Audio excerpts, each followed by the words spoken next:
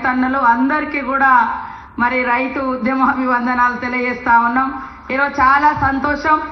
రైతుకు వ్యవసాయం పండగ అంటే ఏంటిదో మరి ఆనాడు వైఎస్ఆర్ గారి కాలం నుంచి ఈనాడు మన ముఖ్యమంత్రి గారు రేవంత్ రెడ్డి గారి కాలం వరకు కూడా రైతుల కళ్ళల్లో ఆనందం చూడాలన్నటువంటి లక్ష్యంతో ఈరోజు అనేక సంక్షేమ కార్యక్రమాలను చేపట్టడం జరిగింది.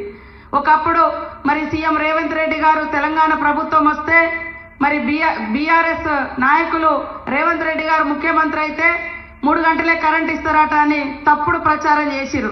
అయినా కూడా రైతులు ఎవరు నమ్మకుండా గ్రామీణ ప్రాంతాలలో రైతాంగం అంతా మరి రైతు నాయకుడిగా ఖచ్చితంగా ఒక రైతు బిడ్డ ఉంటే రైతులకు న్యాయం జరుగుతుందని మా అందరినీ కూడా గెలిపించినటువంటి రైతన్నల యొక్క కష్టాలు తీర్చడం కోసం రైతు భరోసా పెంచివ్వడమే కాకుండా చెమటోడ్చి పంట పండించేటువంటి ప్రతి రైతన్నకు మరి వరి ధాన్యానికి 500 బోనస్ కూడా ఇవ్వడం జరుగుతుంది. ఇవాళ దేశంలో ఉచిత కరెంటుకు పేటెంట్ ఎవరంటే కాంగ్రెస్ ప్రభుత్వం. రుణమాఫీకి పేటెంట్ ఎవరంటే కాంగ్రెస్ ప్రభుత్వం. ఉచిత అంటే 500 బోనస్ ఎవరంటే కాంగ్రెస్ ప్రభుత్వం. మరి ఇలా అనేక కార్యక్రమాలతో పాటు రైతు యంత్రాలను కూడా మనం ఈరోజు రైతులకు యంత్రాంగాలను కూడా వ్యవసాయ యంత్రాలను కూడా ఇస్తున్నటువంటి పరిస్థితి.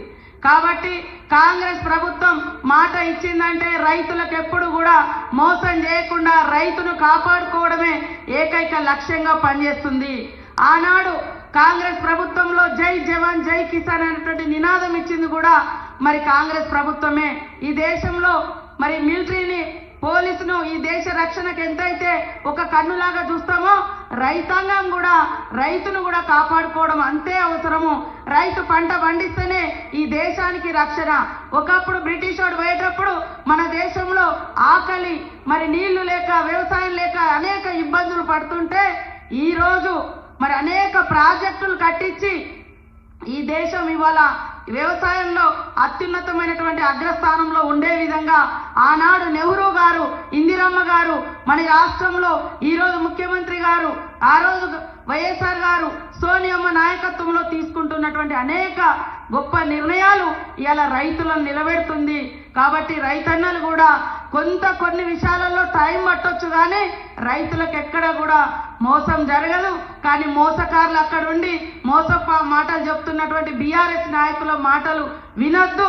ఖచ్చితంగా రైతు సంక్షేమానికి రైతు అభివృద్ధికి కాంగ్రెస్ ప్రభుత్వం కట్టుబడి ఉంటుందని తెలియజేస్తూ ఈరోజు యొక్క రైతు నేస్తం కార్యక్రమంలో పాల్గొంటున్నటువంటి రైతన్నలకు రైతక్కలకు రైతు బిడ్డలకు అందరికీ కూడా పేరు పేరున పాదాభివందనాలు తెలియజేస్తా ఉన్నాను. ధన్యవాదాలు గౌరవ